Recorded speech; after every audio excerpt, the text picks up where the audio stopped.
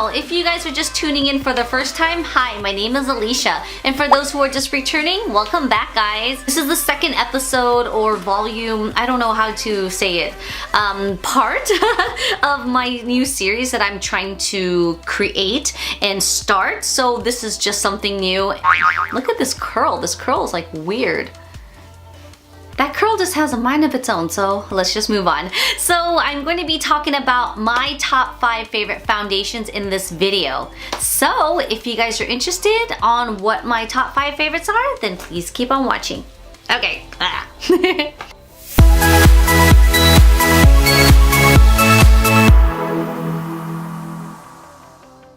I'm sorry, please don't mind this full glam I got on. I just filmed another video before this. I basically filmed another video, get ready with me for my 3rd year anniversary with my husband.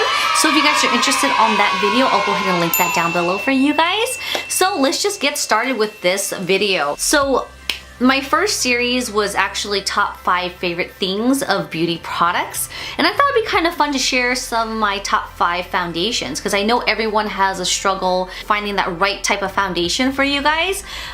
Everybody has different opinions, everybody has different skin type. I have combination to drier side, so I could use mostly things that are like water based, a dewier finish, maybe a semi-matte borderline. So I mean, I work with it. So if I'm going to be using more of a matte or semi-matte foundation, and I know that does dry out my skin time to time, I will go ahead and prep my skin with more of a hydrating moisturizer, something a little thicker to medium coverage, rather than a gel base that's light. So you know, you just gotta work with it. So these may work for you, these may not work for you, so I'm sorry in advance if it didn't, but you know, hey, you never know till you try, okay? So the first foundation I have to share is going to be this guy here. This here is the Giorgio Armani Luminous Silk. This is a very, very popular foundation and a very expensive one too.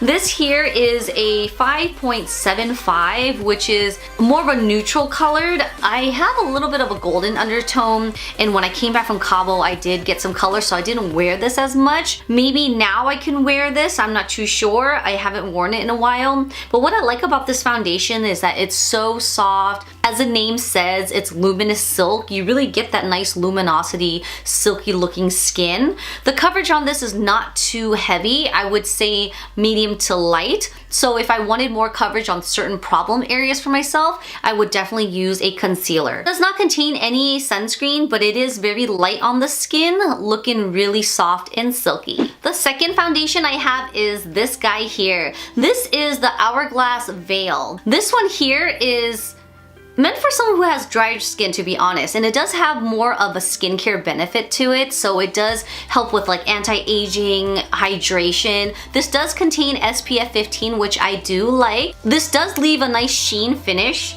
whereas the Luminous Silk is more of a satin, so you may need to set this with a little bit of powder. This is also another lightweight foundation, but it is buildable. This is another summer favorites that I was using and I do like. This is a really great company. It's called Stellar Foundation. So there are a lot of ranges for golden undertones. This is a shade number S04, and I'm in between the S04 and the 05.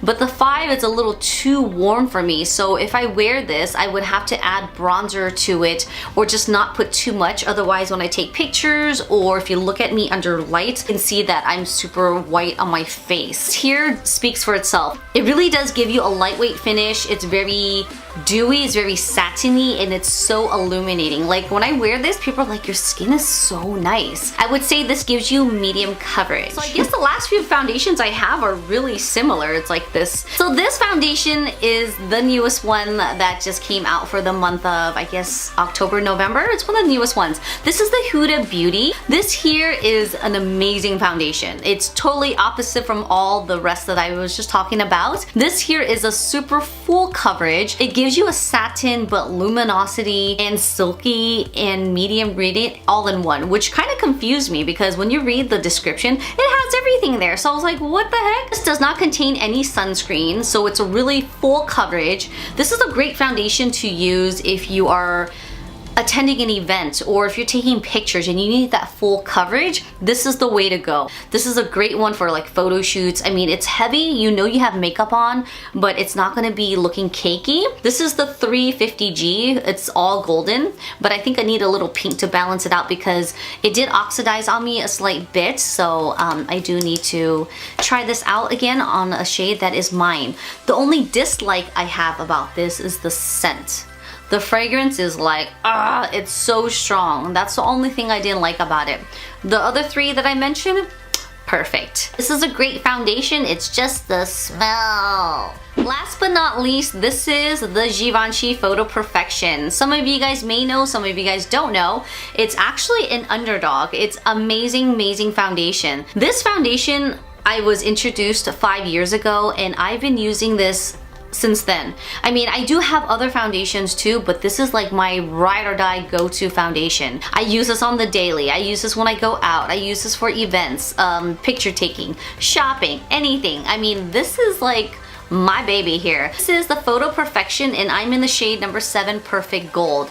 This is like the perfect color for me. When I gain some sunlight, when I lose it, it's always gonna be working with my skin, which I really love. This gives you a satin finish. There's no oils, there's no silicone. It contains hyaluronic and it does have SPF 20. Although it's a SPF 20, it's low enough where I don't get that flashback. So again, when people do get that flashback in pictures, maybe they're using a brightening serum, primer, moisturizer, or applying on sunscreen underneath this that can cause that. But when I wear this alone, I literally don't get any flashbacks. But this gives you an own filter in a bottle as well. So once again, these are my top 5 favorite foundations. The Giorgio Armani, I have the Hourglass, I have the Stellar Foundation, I have the Huda Beauty, and last but not least, I have the Givenchy. Why don't you guys comment below some of your top 5 favorite foundations? Maybe I've tried it, maybe I haven't, but I am willing to try anything. Out of these 5 foundations, I've actually did 3 videos on these, which is the Armani, the Stellar, and the Huda. So I'll go ahead and link it down below for you guys to view if you guys haven't seen it. So I hope you guys enjoyed this video. I hope you guys found it helpful. Don't forget to give me a big thumbs up and don't forget to subscribe because I will be hosting my very first giveaway. So you want to stick around for that. It's going to be an easy entry, so you know what to do.